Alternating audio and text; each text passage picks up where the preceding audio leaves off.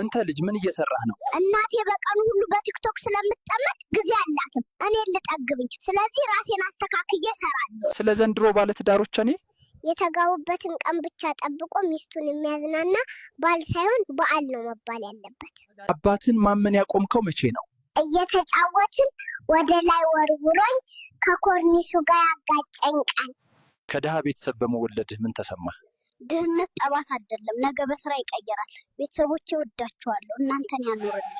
የድሃ ልጅ ነህ፣ በዛ ላይ ኢትዮጵያ ብለህ ምንም ማለት አይደለም። አርሰናል ሁሉን ድረስ ያደርገኛል። ስለዚህ አልጨነቅም።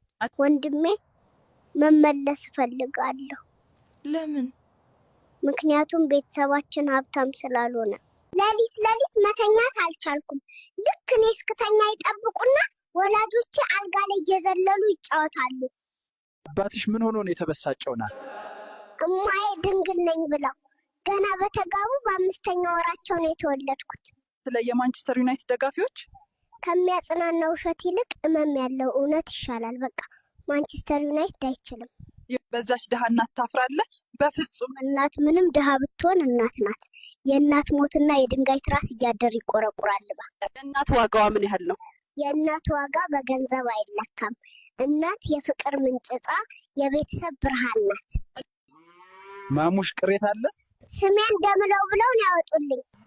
ህዝብ ይፍረደኝ እስቲ። ምኑን ነው የምደመልለው? በዛች ድሃ እናት ታፍራለህ? በፍጹም። እናት ምንም ድሃ ብትሆን እናት ናት። የእናት ሞትና የድንጋይ ትራስ እያደር ይቆረቁራል። ከድሃ ቤተሰብ በመወለድህ ምን ተሰማህ? ምንም ማለት አይደለም። ሰው የአርሰናል ደጋፊ ሆኖ እድሜ ዘመኑን ያለ ዋንጫ ይኖራል እኮ።